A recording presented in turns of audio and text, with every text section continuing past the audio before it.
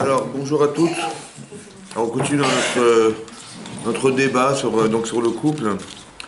On va essayer de réfléchir ensemble déjà sur des choses qu'on a déjà préétablies ensemble, qui sont logiques pour toutes. Ouais, c'est d'expliquer qu'on a toujours rêvé de se marier, on a rêvé de fonder un foyer, on a toutes rêvé d'avoir le bonheur d'avoir des enfants, etc. Donc ça veut dire que tout ça, ce sont des cadeaux.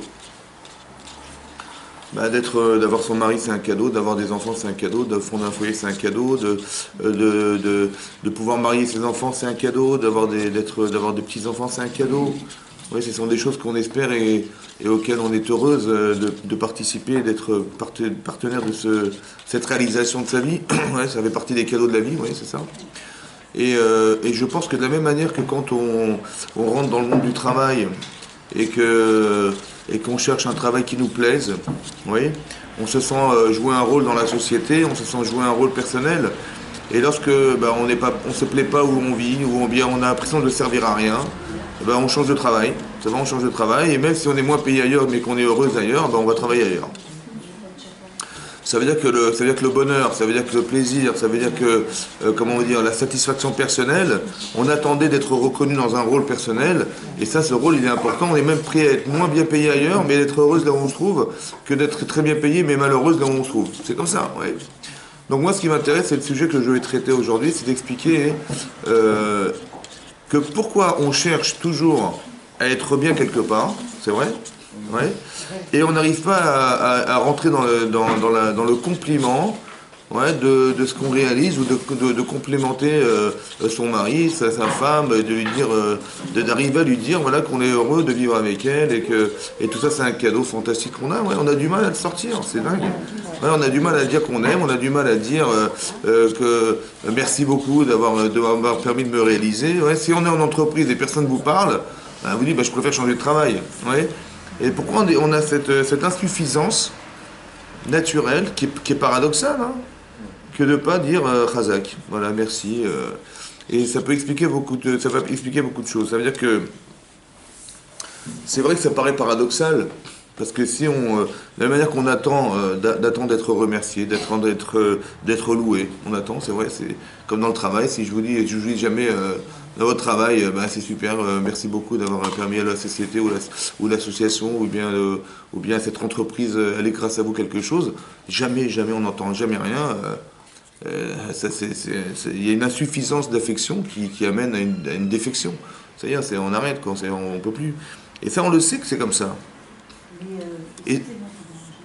si déjà on est bien dans notre travail et qu'on remercie déjà Dieu en disant merci d'avoir remercié. Oui, ça c'est. C'est vrai, non, je ne parle pas des priorités. Je parle qu'on est avare. D'accord. Vous avez compris, c'est ça. Avare de remerciements, avare de. Et pourquoi c'est comme ça? C'est l'orgueil, ça. Je ne sais pas. On va réfléchir, on va essayer de réfléchir. La nécessité de complimenter les gens. C'est vrai, on a du mal à accepter. Comme si que. Alors, hein? C'est vrai que c'est dur. Et c'est dur parce que les gros problèmes qui existent dans les couples souvent, c'est qu'ils ont l'impression d'exister pour rien. Ça veut dire, je joue un rôle, je suis une femme de foyer, ou je suis mari dans mon couple et tout, mais j'ai l'impression qu'on aurait pu se passer de moi. Parce que manifestement, jamais merci, jamais Khazak, jamais super, jamais merci de vivre. Hein? Il y a du partage, mais il n'y a pas de compliment. On partage la vie ensemble. Mais est-ce qu'on partage des compliments? Est-ce qu'on n'attend rien de l'autre aussi? Comment? C'est grave. C'est grave. C'est-à-dire vous voyez bien que dans le monde du travail, non, si vous n'attend pas un retour, je veux dire, si on a fait notre travail, on a fait ce qu'on devait faire, on se dit, on est satisfait. Nous-mêmes, si on a rendu, si on a fait ce qu'on a fait. Mais est-ce que c'est équilibrant ce que vous dites? Non. Est-ce que ce que vous dites est équilibrant? Non, c'est pas équilibrant. C'est pas motivant. C'est ça qu'on cherche à faire. Je vous explique comme ça. Pourquoi je vous dis ça? Parce que ce que vous dites est vrai à court terme. À court terme, vous pouvez dire pendant 2 ans, vous pouvez dire voilà, je joue mon rôle. Mais pendant 20 ans, pendant 15 ans, toute votre vie, vous allez vivre comme ça. Ah ben non. Bien sûr que c'est triste. Donc ça veut dire que, pourquoi on arrive. D'un côté, c'est logique, hein? C'est pas une finalité en soi? Mais c'est une grande finalité en soi. Parce que ce qui va vous motiver, c'est de savoir qu'on est satisfait de ce que vous faites, de ce que vous êtes. Et ça vous donne une force incroyable, ça. Et malheureusement, ça se dit pas assez. Voilà, ça veut dire qu'on est facilement critique. Non, ça veut dire qu'on est facilement critique, mais très difficilement louable. Et comment ça s'explique ça? Pourtant, on sait que c'est important, on le sait ou pas, hein? Alors on va réfléchir, peut-être vous allez m'aider à comprendre. Comment? Ouais, vous avez raison, vous avez raison, vous avez raison. Ouais, on va essayer de réfléchir ensemble. Chacun va énoncer ce qu'il pense, c'est important de comprendre parce que c'est des choses qui manquent trop dans les couples. Ça veut dire que, et des fois les fractures, elles se divisent, les gens se divisent parce qu'au final, et à quoi ça sert? Vous avez compris le problème? Ça veut dire que qui peut nourrir en vérité des relations détruites. Comment? Comment? Parce qu'elle me dit ce cours il était pour quelqu'un. Ah d'accord. Elle dit alors, voir sur YouTube demain. Voilà, demain. Alors, non, ce qui est important c'est ça, parce que souvent on peut avoir des disputes dans les couples, on se dispute pour des choses, des raisons, que des fois, voilà, des choses qui sont insignifiantes. Mais en vérité c'est faux, tout ça c'est bidon. En vérité c'est quoi le problème? Mais c'est plus profond que ça. Ça veut dire que tout ce qui ressort de tous ces petits problèmes de disputes et des critiques du manque d'assurance, ouais, et du manque d'ambition, du manque d'envie, du manque tout ça, ça vient parce que quelque part on se sent un peu ignoré. Et ça donne pas envie. Vous avez compris? C'est comme en entreprise, je vous dis clairement, hein, quelqu'un qui travaille dans l'entreprise, il peut toucher moins ailleurs, mais au moins considéré, ben, il ira travailler ailleurs. C'est-à-dire qu'il cherche pas forcément l'argent, il cherche de trouver cette assurance psychologique qui va permettre à cette personne de dimensionner sa vie et d'avoir un dynamisme de vie, au moins d'avoir un but dans sa vie. Vous avez compris? Et ce qui est incroyable, c'est qu'on le sait que c'est comme ça.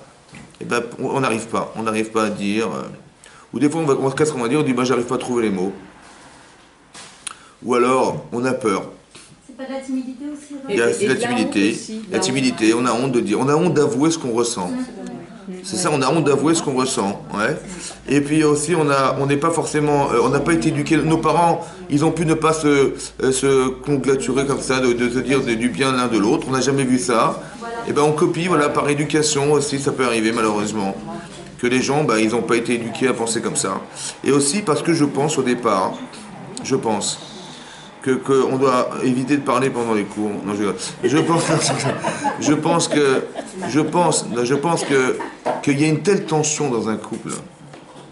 Parce que la tension du couple, c'est la tension d'une performance. Et aussi, je pense que quand on se marie, on attend de l'autre quelque chose. Parce que malheureusement, c'est comme ça. Quand on se marie, on dit, ben, j'espère que mon mari, il va être à la hauteur, j'espère que ma femme, elle va comprendre, ou elle va faire ce que je pense. Et puis aussi, ça veut dire qu'aussi, il y a une forme de normalité. Ça veut dire que malheureusement, à quoi ça sert de louer le normal? Ben, si tu fais ça, eh ben, c'est normal. Et si tu te déchaînes pour moi, eh ben, c'est normal. Voilà, c'est normal parce que si tu m'aimes, ben, tu dois le faire. Voilà, c'est normal. Et malheureusement, je dis que ce soit un homme ou une femme, c'est pareil. Hein. Ça veut dire qu'on est dans une forme de normalité où si on s'est marié, c'est pour avoir le top. Sinon, à quoi ça sert de se marier, vous comprenez? Donc, il dit, bah, si tu n'es pas en mesure de contenter ce que je suis, bah, j'ai pas besoin. Donc, je suis plus dans la critique, parce que j'ai peur. Comme avec nos enfants, on n'est pas en train de leur dire Chazakova toute la journée, on leur fait des reproches, on est plutôt critique. Pourquoi? Parce qu'on a peur. On a peur qu'ils ratent leur vie, on a peur qu'ils ratent ce qu'ils vont faire, on a peur qu'ils fassent mal, on a peur qu'ils disent des bêtises, on a peur. Et c'est cette peur qui va articuler le fait qu'on soit tout le temps dans l'esprit critique. Vous savez, on part dans l'idée qu'il faut qu'il y ait une forme de performance accentuée. Donc si je les loue, je dis, ah, ils vont s'asseoir sur ce que je vais dire. Je dirais, ah, Chazak Baruch, mais c'est attends, il n'y a pas de Chazak Baruch, il faut que tu réussisses, il faut que... Et chaque défaut, un peu comme Yosef, il va avoir tous les défauts de ses frères, il va raconter à son père.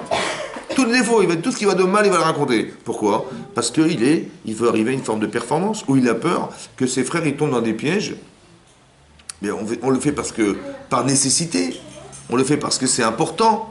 Mais on ne se rend pas compte du désastre derrière, que jamais on dit du bien, quoi. Jamais, comme les gens, je ne sais pas si votre mari a dû vous dire, ou quelqu'un vous dit, ou même vous-même vous avez pu dire, quoi, je fais que du mal, je fais que mal, toujours mal, y a pas, tu dis jamais, Chazak, un truc bien, quelque chose, toujours mal, vous avez compris? Pourquoi c'est comme ça? On a du mal à dire. C'est fou, hein. On a toujours des critiques, toujours des trucs, et ça s'enchaîne, à la fin, qu'est-ce que ça va amener? Ben, il y en a marre, il n'y a que ça, tu vois que ça, toujours toute la journée que ça. Et on a du mal à dire du bien, c'est-à-dire on a du mal à trouver des compliments. Ouais. Et ça, c'est dur, c'est-à-dire qu'il faut comprendre pourquoi ça marche comme ça. Il y a la nécessité de comprendre le côté technique, en fait. Parce que l'émotion, ouais, ça veut dire l'affection. Il y a le côté technique. Ça veut dire, le côté technique, ça veut dire, pour que ça soit entretenu, qu'il y ait une relation saine, c'est très important d'arriver à dire qu'on est heureux. Je ne sais pas si demain votre mari vous dit, écoute ma chérie, je vais te dire, je suis très heureux avec toi, tout ce que tu fais, c'est merveilleux. Ça, c'est dans les films. Mais dans les films. Dans les films. Non, mais si c'était comme ça, si c'était comme ça, vous n'auriez pas la pêche de vous dire, mais bien sûr que mon mari, mais bien sûr, je vais tout faire pour lui. Évidemment que c'est comme ça. Oui, non. Mais c'est dur, on a du mal à sortir ça. C'est dur, hein. C'est dur de le dire. On a du mal à dire du bien, du mal à... Et en vérité, si ça avait été dit de cette manière, voilà. Si ma famille m'était un mari merveilleux, j'aurais jamais trouvé mieux que toi. Mais si ça avait été possible, mais bien sûr que je serais même gêné de dire des choses malveillantes, non? Et pourquoi on fait pas ça? Ça sort pas. Et pourquoi ça sort pas? C'est dingue, hein? Je sais pas si c'est de la timidité. Mais attendez, quand on se marie, on n'est pas timide, hein, je veux dire, c'est... Non, mais c'est vrai que ça sort pas. Hein, comment ça se fait que ça sort On pas? y pense, mais ça sort pas. Moi, je pense une pudeur, une série. On a peur Qu'il en profite. Voilà. Non, moi, je pense pas. Non, je crois que les gens ne sont pas démonstratifs. Mais je crois que, par contre, vous avez mis le doigt dessus quand vous dites que c'est par rapport à ce qu'on a vécu avec nos parents. Ça, c'est sûr. Le C'est-à-dire, fait qu'ils n'étaient pas démonstratifs, et ben, je pense qu'on fait pareil. C'est vrai, c'est vrai. Voilà. Mais pourquoi on se dit pas, mais c'est bête? Parce qu'on a peur du retour. Quand, je sais pas moi, si mes parents, ils ont fait des choses pas correctes, et puis que je vois que la société, elle vit autrement et mieux autrement, moi je dis, pourquoi je vais continuer? Ça va? Pourquoi je vais continuer à copier ce que j'ai appris qui n'est pas correct? Non, ben non, parce que quand vous voyez que vous souffrez de l'inconscient, vous ne pouvez pas souffrir de ça. On ne peut pas souffrir en permanence. Et on voit que c'est le moteur, c'est un moteur incroyable. Le fait de complimenter les gens, c'est un moteur fantastique qui permet de décupler. Mais complètement, ça veut dire que le plaisir, ça veut dire que le désir, il va venir du plaisir. Si votre mari vous disait, mais ce que tu fais est merveilleux, ou les plats que tu nous prépares Shabbat, mais ils sont fantastiques. Mais de rien dire. Ou quand ça va pas, de dire, bah tiens, c'est pas terrible, et quand c'est bon, bah de rien dire. Combien de temps? Combien on va supporter ça? Combien de temps? Et on sait bien que c'est pas supportable. Ouais. On sait bien que c'est comme ça. Et pourquoi on a du mal? Ouais, on a du mal à sortir des choses qui font plaisir. Parce que, ouais. Vous savez, dans la vie, on a deux façons de réagir et on a deux façons d'exister. Si vous voulez apprendre à quelqu'un à nager, il y avait deux façons de faire. Soit vous le jetez dans l'eau, ça va, il ne sait pas nager, vous le jetez dans l'eau. Donc il va se débattre dans l'eau, et quand il va sortir la tête de l'eau, vous lui renfoncez la tête dans l'eau. Ça va? Et il va se débattre, il va se battre, il va se débattre, et il va apprendre à nager, il va faire une longueur, et à chaque fois il va prendre des tasses, il va avaler des tasses. En fin de compte, il saura nager. Il saura nager. Mais est-ce qu'il va vous dire merci, vous le maître nageur? Il sait nager. Alors on ne dit pas merci. C'est marrant qu'on ne dit pas merci sur le résultat. Le résultat, c'est qu'on sait nager. Bon, c'est vrai que c'était dur. Il n'a pas vu la mode béton, mais bon, merci beaucoup de m'avoir appris à nager. Non, je dirai jamais merci. Pourtant, j'ai le résultat, je sais nager.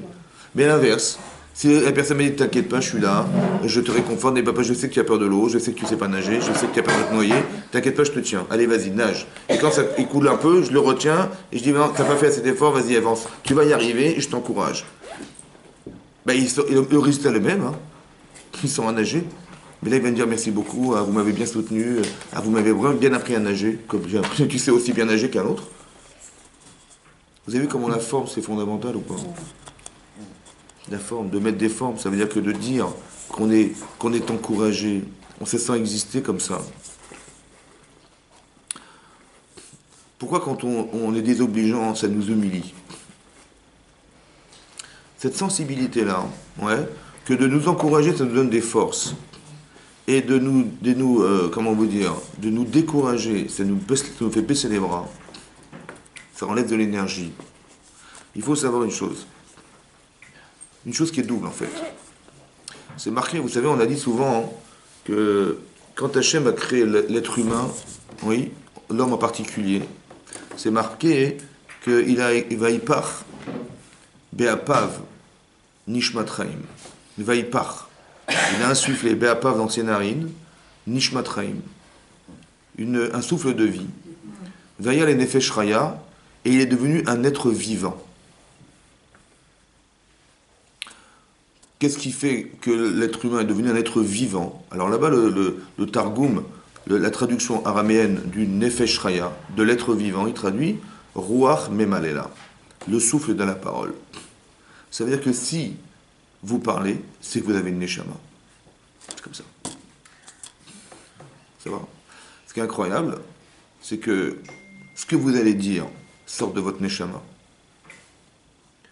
Bien non, ce qui sort de la Neshama, rentre dans la Neshama. Ça veut dire que, pour ça que la conviction, la capacité d'organiser l'équilibre de l'autre, c'est de lui parler. Ça va? Mais qu'est-ce que vous allez lui dire? Bizarrement, quand on dit des choses favorables, ça donne envie de vivre, Nefesh Raya. Et quand on dit des choses désobligeantes, ça nous écrase. Il dit, mais de quel droit tu te permets de parler comme ça? Et je me rebelle contre une critique fondée ou pas fondée, j'ai du mal à entendre. Même si elle est fondée, j'ai du mal à l'entendre. J'ai l'impression d'entendre quelque chose qui me détruit, ça me rappelle ce que je ne suis pas, ou ce que j'aurais dû être, et ça me fait mal. Même si c'est favorable, parce que je sais que je vais faire teshuva, et ce que la personne a dit en face c'est vrai, c'est la vérité, et que je dois l'accepter, je dois travailler dessus, mais bon, ça dérange, vous comprenez? J'aurais préféré écouter autre chose de moi. C'est vrai, c'est comme ça, oui. Mais pourquoi c'est mal vécu? Parce qu'il faut savoir une chose, que l'honneur que vous représentez à vos yeux, la fierté d'être, et le désarroi, la frustration, ça vient d'un neshama.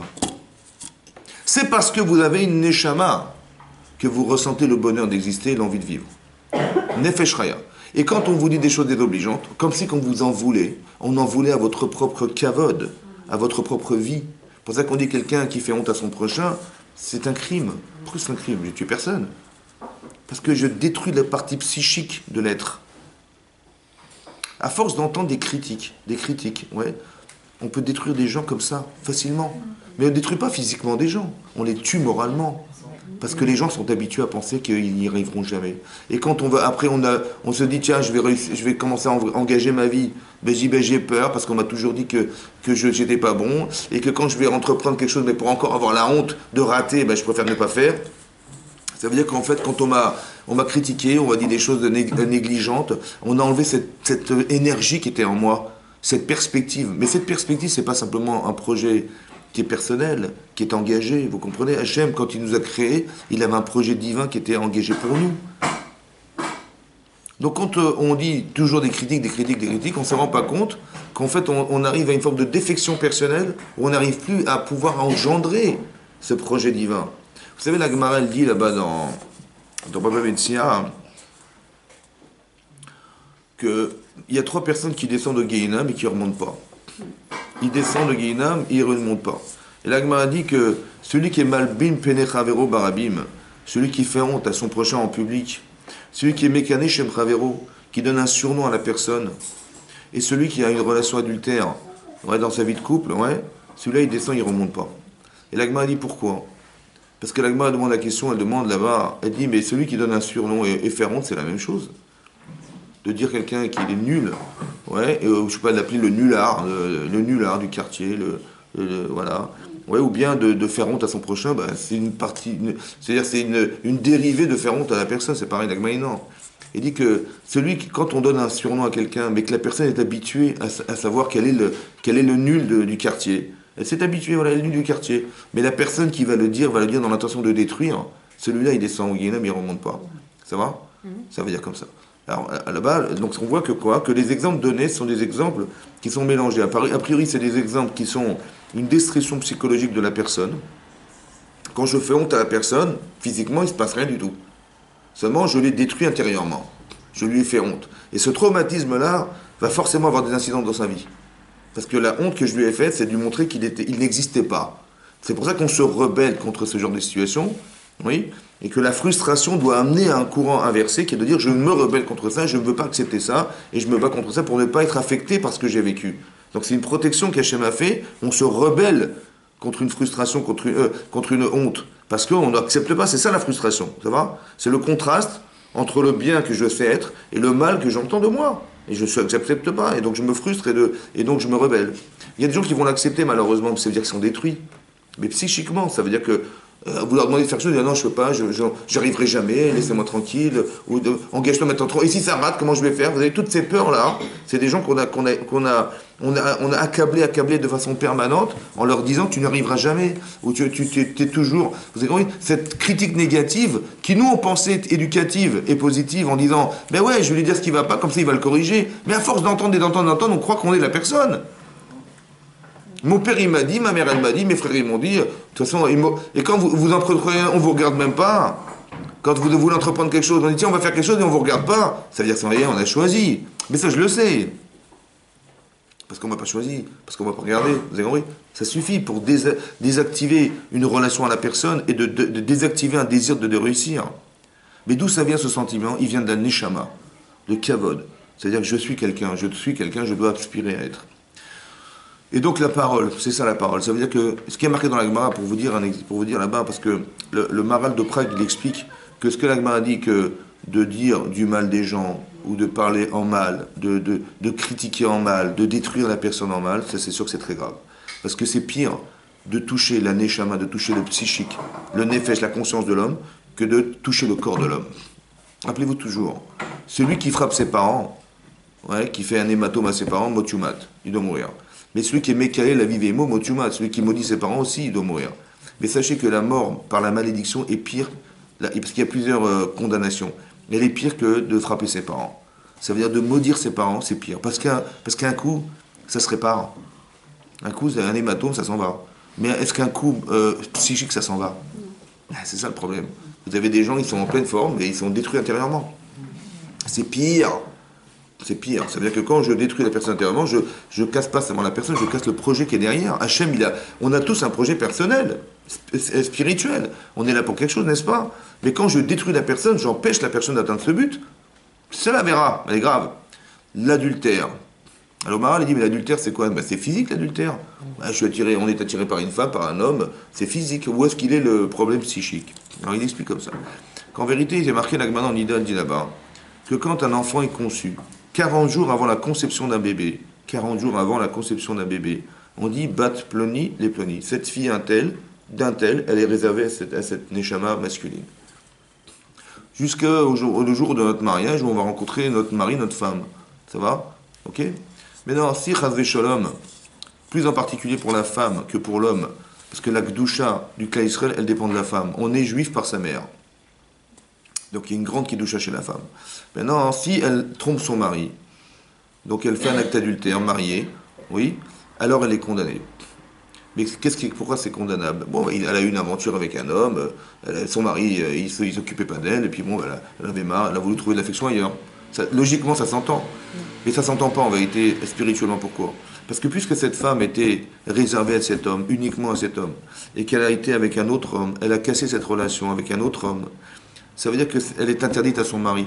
Elle ne peut plus rester avec son mari. C'est effroyable, mais même si elle fait 50 milliards de fois teshuva, elle ne peut pas rester avec cet homme. Ça veut dire que quoi? Ça veut dire qu'il faut comprendre que, bon, elle va vivre sa vie, elle va se remettre avec un autre homme, et lui va se remettre avec une autre femme, c'est bon, ils vont continuer leur vie, chacun et chacune. Le problème, c'est comme ça. Le problème, c'est que le projet divin du départ, Hachem, il avait dit, cette femme, elle correspond à cet homme. Mais pour combien de temps? Mais pour l'éternité.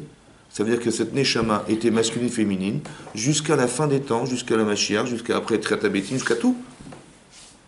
Ce projet a disparu. Parce qu'elle lui est interdite à tout jamais.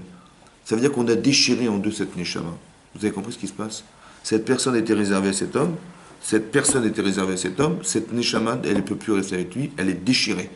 Déchirée, la différence entre un divorce, où là ça fait partie d'un choix personnel qui n'engage que la personne et qui n'est pas dû à la faute, mais là c'est la déchirure de la faute qui fait que on n'est plus en rapport à la personne à tout jamais. C'est-à-dire que dans le projet spirituel divin qui était derrière, c'est ça l'adultère qui est grave. Oui? Les gens disent pas grave, personne ne saura, c'est en cachette, etc. Mais Hachem, il est au courant, vous inquiétez pas. Et donc, il va se passer que cette personne sera interdite à tout jamais. C'est ça la déchirure du projet divin du départ. Soit c'est personnel, soit c'est indirectement lié à son épouse ou à son mari. Vous avez compris que c'est ça la déchirure? Pour les hommes? Non. C'est pour ça que j'ai dit la gdusha, la femme spéciale. Spéciale la femme. Non, mais c'est spécial. Après, on ne va pas rentrer dans le débat. Mais juste, vous avez compris ce que je veux dire, que c'est spirituel. Ça veut dire que quand on fait honte à son prochain, quand on a des paroles désobligeantes, ouais, ou bien qu'on fait des choses comme ça qui sont spirituelles, c'est destructeur de projet d'Hachem. Maintenant, pourquoi c'est comme ça? Parce que la parole, vous avez compris que Nefesh Raya, la personne vivante, c'est la personne qui parle.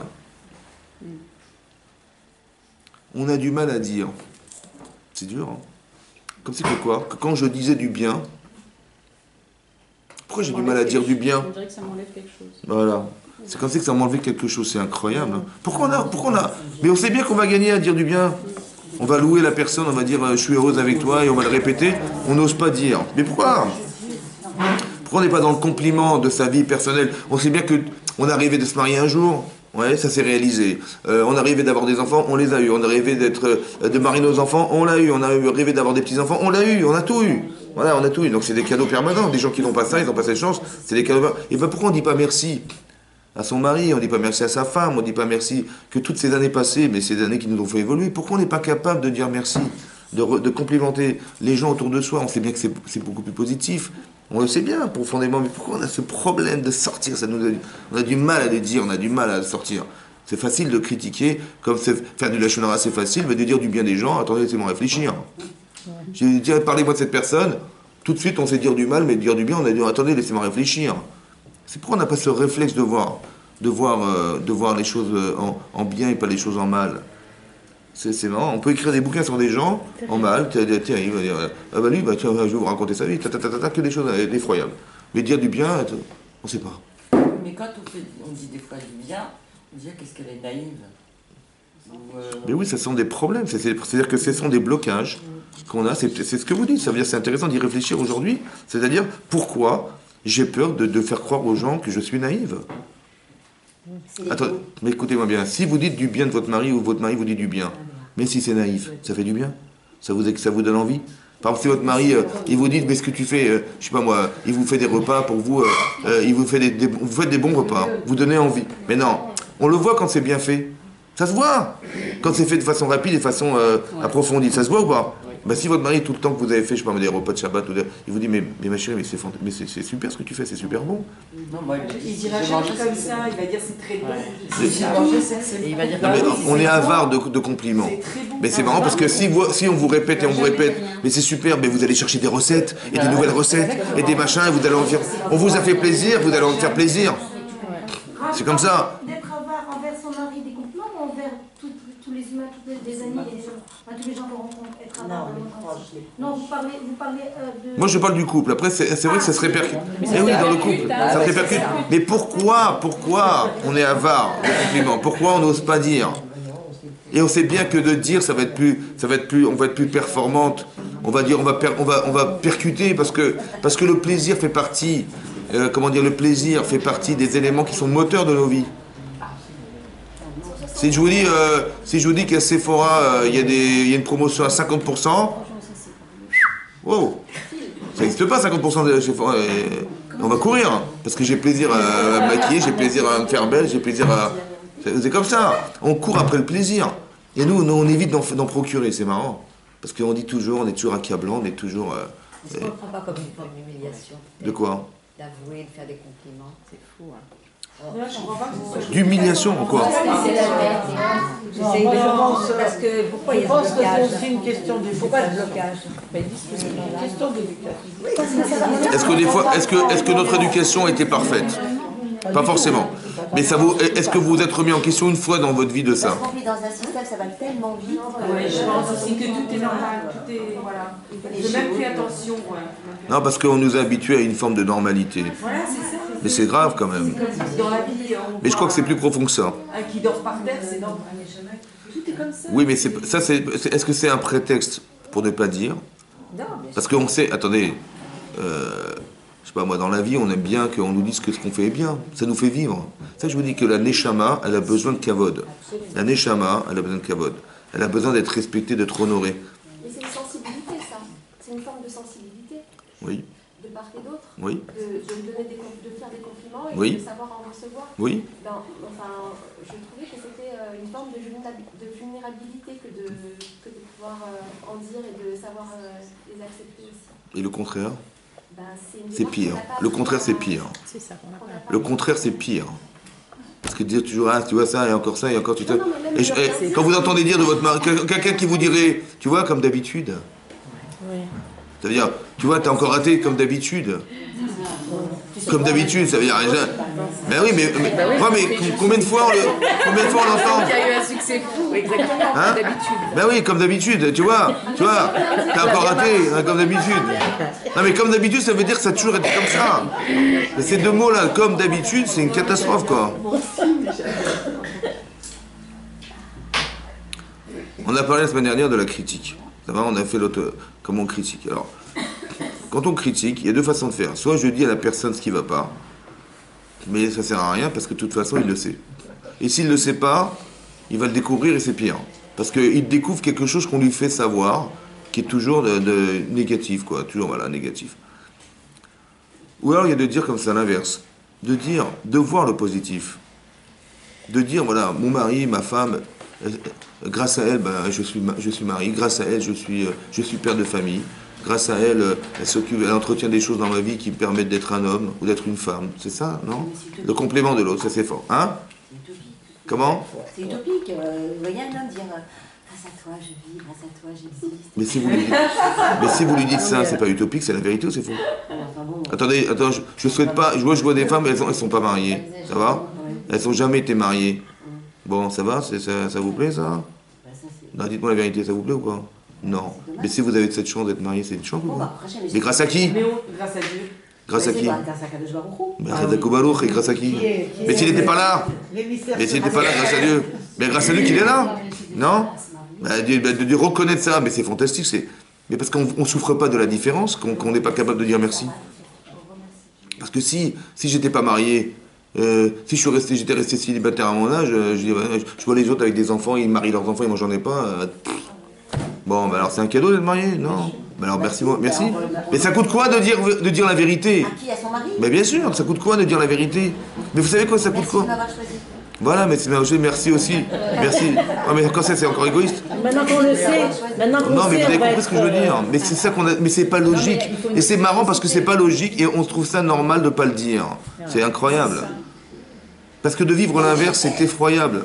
Et quand on est heureuse d'avoir un mari, il va dire, de voir ça, c'est merci à Hachem évidemment, mais merci à lui de m'avoir procuré le bonheur d'être mère aussi, non? On n'est pas dans cette mentalité. Mais il faut rentrer là-dedans. Mais c'est ça le Yetzer Hara. Le Yetzer Hara, c'est l'inverse. Mais on s'en fout des jeunes aujourd'hui. Si vous arrivez à dire ça à votre mari, comment il va vous voir? Il va se tuer pour vous. Il va se tuer. Hein? Comment? On va dire, elle a reçu un coup sur la tête. Au début. Au début, il va dire ça, mais quand vous lui dites, mais écoute-moi bien, si on raisonne comme ça, est-ce que... C'est comme si que... Je vous dis comme ça.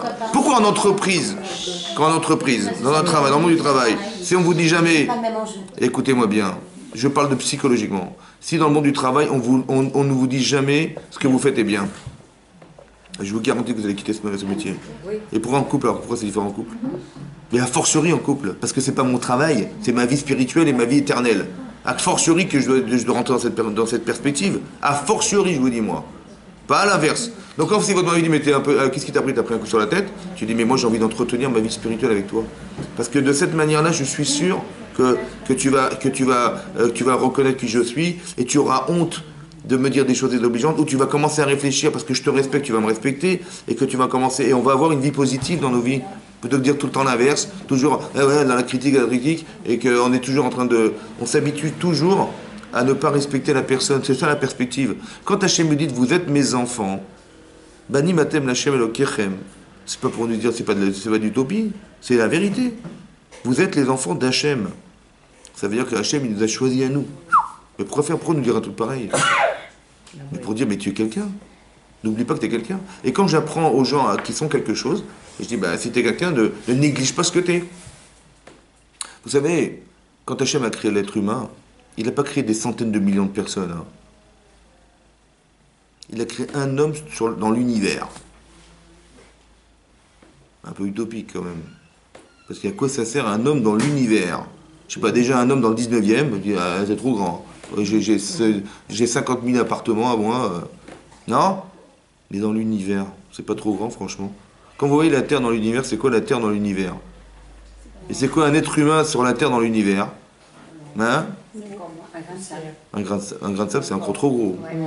Bon, c'est vrai ou pas? Donc il s'est pas trompé, Dieu. Il s'est trompé ou pas? Il a créé un être humain dans l'univers, ça sert à rien. Il s'est trompé ou pas? Hein? Alors qu'est-ce qu'il a pensé? Non, un être humain dans l'univers. Pourquoi il a créé un être humain dans l'univers? Je ne veux pas qu'il reste seul.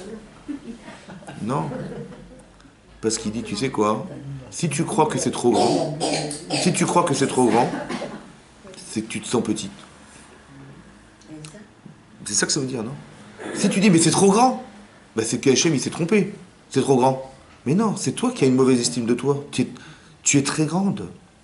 Et ça vaut la peine que je fais ça pour que tu comprennes que tu es énorme. C'est l'inverse. Mais c'est une louange. Hachem, il m'a pas créé dans un petit quartier, il m'a créé dans l'univers. Est-ce qu'il y a quelqu'un dans le monde qui vous ressemble? Non. Ben vous... On a 7 sosies. Est-ce qu'il y a quelqu'un qui vous ressemble? Est-ce qu'il y a quelqu'un qui vous ressemble? Donc est-ce que vous n'êtes pas la Chava du Olam, toute seule, dans tout l'univers, parce qu'il n'y a personne qui vous ressemble? Oui ou non? Ah, mais c'était trop grand. Mais qu'est-ce que c'est trop grand? Une fois j'ai dit dans les cours comme ça, votre corps, il est petit, dans l'univers. Votre Neshama, elle veut dire combien votre Neshama? Donc, par rapport à votre Neshama, l'univers c'est trop grand ou c'est trop petit? Par rapport à votre Neshama, l'univers c'est trop grand ou c'est trop petit? Et par rapport à votre corps? Donc quand je dis c'est trop, ça veut dire que je suis dans mon corps ou dans mon Neshama? Mais pourquoi je réfléchis corps? Pourquoi je réfléchis petit? Voilà, qu'est-ce que tu fais? Mais non, mais mon mari c'est une Neshama, mon mari c'est pas un homme. C'est comme ça que je devrais le voir. C'est ça qu'Hachem il m'a appris à regarder. À respecter ce qu'Hachem respecte. Parce que si Hachem il a créé un être unique dans l'univers, c'est qu'Hachem il estime qu'il est énorme. Et pourquoi ma femme elle est si petite que ça, ma femme? Et mon mari il est si petit que ça, pour que je dise des critiques? Si petit que ça, ben c'est honteux. Si je dois apprendre à respecter mes parents, pourquoi je respecte mes parents? Hein? Ah, vous avez trouvé des arguments pour les respecter? Mais si, vous avez raison, parce qu'ils m'ont éduqué, parce qu'ils sont occupés d'eux, parce qu'ils ont fait des efforts pour moi, ils ont tout donné pour moi, c'est respectable, oui ou non? Mais pourquoi je ne fais pas ce même travail avec mon mari ou ma femme? Le respect des gens, c'est de mettre du poids dans la personne. Mais c'est dommage qu'on ne puisse pas s'inspirer de ce qu'on sait faire. Moi, je pense que c'est pas prudent. C'est dommage. C'est la bêtise, C'est de là, Chazak Obalo. Donc vous êtes une femme de ménage. Vous êtes une femme. Ah oui, parce que vous dites. Moi, je me considère pas comme une femme. Mais si, parce que vous dites vous faites la cuisine. Ah non, je me considère. Attendez, c'est quoi la différence? Attendez, dites-moi la différence entre sa femme et une femme. Vous êtes sa femme ou vous êtes une femme? Ah, il faut choisir. Si vous êtes sa femme, c'est pas une femme. Parce qu'une femme, il peut engager une femme de ménage, une cuisinière, une machin, une nourrice. Ça veut rien dire par rapport au rapport qu'on a avec lui. Mais écoutez-moi bien, vous êtes sa femme. Ça veut dire que vous n'êtes pas une femme. C'est quoi la différence entre la sienne et une femme? C'est la sienne. C'est pareil, il faut qu'il respecte sa femme, pas qu'il respecte une femme. Donc quand il dit, bah oui, bah tu me sers, heureusement que tu es là, parce que sinon comment je me ferais des sandwichs toute la journée? Bah vous êtes une femme, vous n'êtes pas sa femme. Mais non, le respect, c'est ça la sienne. C'est que je respecte ce qui est avec moi. Il faut qu'il y ait une connotation grande. Mais combien ça mesure ça? Combien ça pèse? Ben, c'est vous qui allez choisir. Mais c'est plus facile et c'est plus équilibrant de dire à la personne tu es fantastique. Parce que c'est vrai, il faut s'habituer à voir du positif. Et si on le forme, hein? Notre mari est fantastique, il est...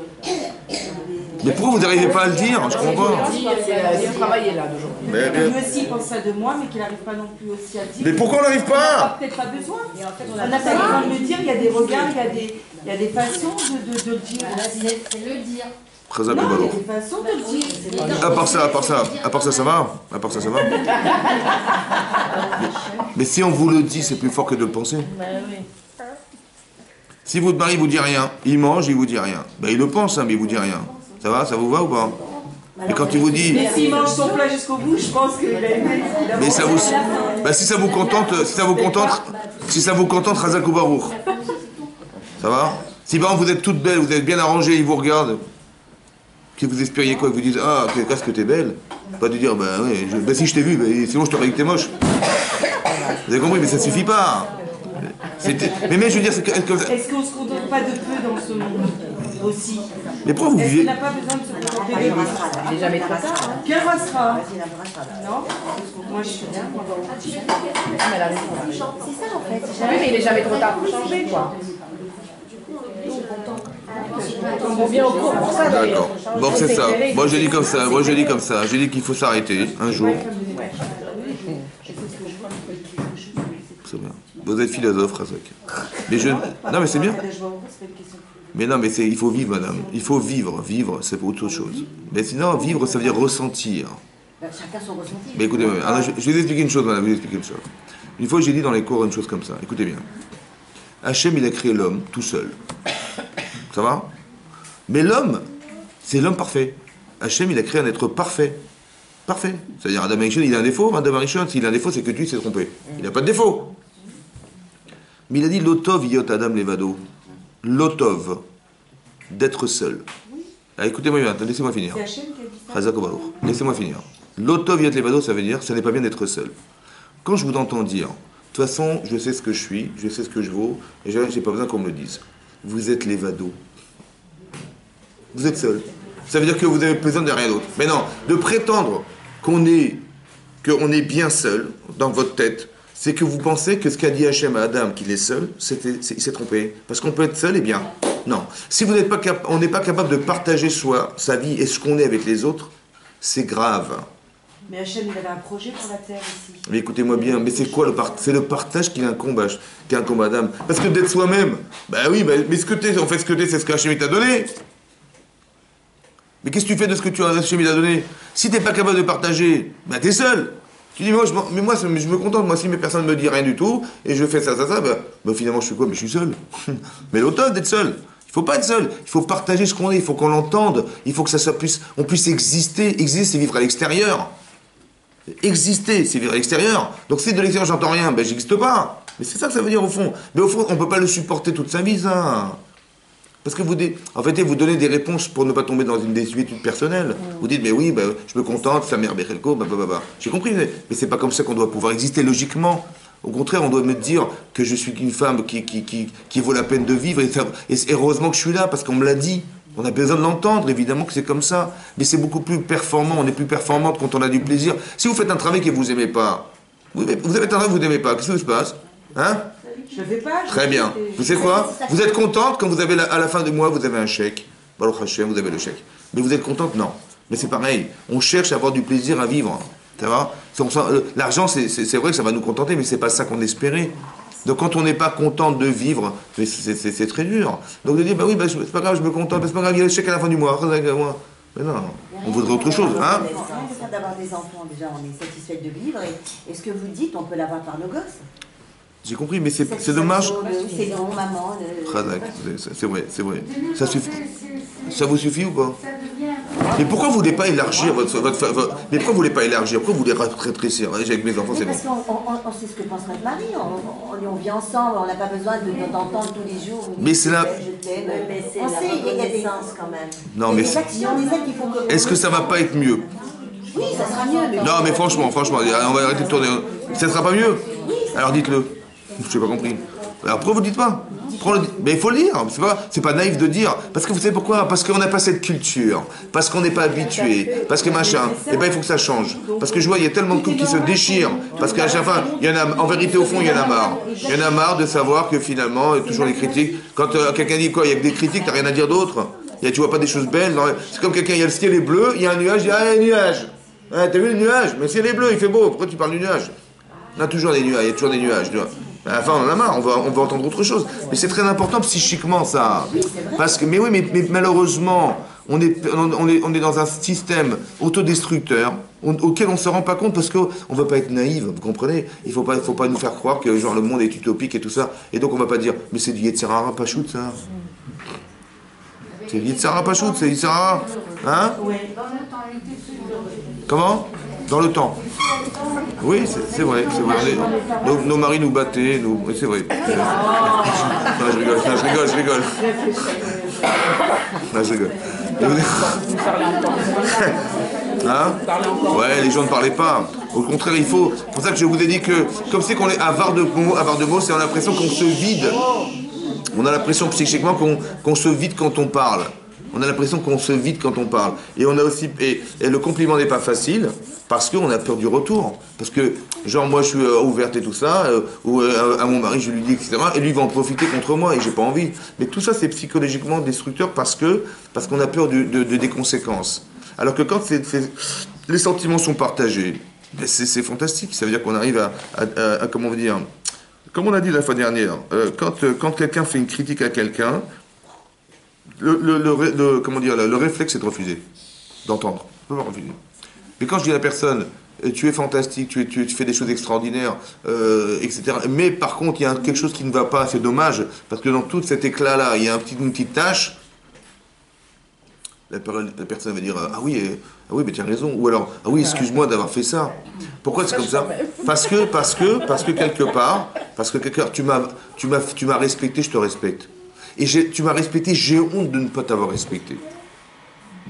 Quand je suis respecté, si la personne me dit, mais t'as vu comment tu te comportes, etc. Mais en me disant ça, tu ne me respectes pas, tu ne vois pas le côté positif de ma vie, tu vois que le côté négatif, tu me respectes pas, je te respecte pas, je t'envoie balader, de quoi je me mêle, et puis machin, et tu comprends rien, etc. Mais vous savez pourquoi je fais ça? Parce que tu ne m'as pas respecté, je te respecte pas. Mais si tu me respectes, j'ai honte de ne pas t'avoir respecté, et là je change. Mais c'est la forme qui a changé. Dans le fond, c'est pareil. Que je te fasse la critique et tu te corriges, ou que je te dise du bien et que je te dise que tu as un défaut et que tu te corriges, c'est le même, le résultat est le même. Que je t'apprenne à nager en te noyant, ou que je t'apprenne à nager en te soutenant, c'est pareil, le résultat est le même. Seulement la manière, elle n'est pas la même. C'est-à-dire que là, ça a de l'avenir, ça n'a pas d'avenir. Je te dirai pas merci, là je te dirai merci. Là, on projette de l'avenir ensemble, et là on en projette moins. Vous avez compris? Voilà. Et ça, il faut penser à l'avenir. Il faut penser à ce qu'on va construire à tout jamais ensemble. Donc, c'est-à-dire que c'est important d'entretenir cette relation parce que je sais ce qui est bien et je sais ce qui est à corriger. Quand quelqu'un me rend une copie, on est à l'école, on nous rend une copie, la personne nous rend la copie, il dit voilà ce qui a été, ce qui n'a pas été, voilà ta note correspond à ce que tu es. Maintenant, il y a des choses réussies, des choses qui n'ont pas été réussies. Mais si je lui dis tout le temps t'as pas réussi, et je lui rends sa copie comme ça en la jetant, il dit mais t'es nul. Sans lui expliquer, tu sais quoi, t'as su faire des choses bien. Seulement, peut-être que t'as un problème de logique, t'as un problème, arrête, t'as pas assez travaillé, tu t'amuses, etc. Voilà, c'est ce qui a justifié ton résultat. Mais si tu savais, si tu avais été plus attentionné, si tu avais été intéressé à la matière, si tu avais compris la logique de la matière, si tu avais, etc., tu aurais eu une meilleure note. Mais c'est ça qui m'intéresse, c'est t'amener à penser que tu es capable, pas de dire que tu n'es pas capable, et en noyant les gens, on va penser qu'ils vont apprendre à nager en les noyant. Et c'est ça qu'on fait tous les jours. Tous les jours, on fait ça. On dit, ah, David, c'est ça. On apprend les gens. Et on espère qu'en mettant la pression, eh ben, ils vont se sortir du problème. Mais c'est l'inverse qui va se passer. Mais c'est l'inverse. Ou disons que ça va durer, combien de temps ça va durer? Ça ne peut pas durer longtemps. Donc on n'est pas dans un projet d'avenir. On est dans des projets à court terme parce qu'on n'a pas envie d'avouer des choses. On ne trouve pas la nécessité de le faire. Un manque de communication. Oui, mais c'est pas seulement ça. C'est un problème de respect. C'est un problème de hauteur qu'on ne donne pas à l'autre. Et ce manque de hauteur qu'on ne donne pas à l'autre, eh ben, nous amène pas forcément à l'encourager. Ouais. Est-ce que tout ça ne rentre pas dans une racine en Shoresh, le Karatatov, des choses qu'on a imaginées normales? Oui, ça c'est ce qu'on a dit au départ, que c'est normal. Quand je me marie, c'est normal. Il faut s'habituer à le faire sur des petites choses, même des émotions, de se réveiller, de voir, d'entendre, de manger, et ensuite d'exprimer que tout ce qui est fait, on a un devoir de reconnaissance et d'expression de notre reconnaissance. Et donc à ce niveau-là... Ben, c'est ce que j'ai expliqué. En vérité, je vous explique, c'est parti du principe que rien n'est normal. La preuve, c'est qu'il y a des choses qui se passent ailleurs qui ne sont pas exactement comme moi. Rien n'est normal. Donc quand je pars du principe que rien n'est normal, donc quand j'ai quelque chose, c'est en plus.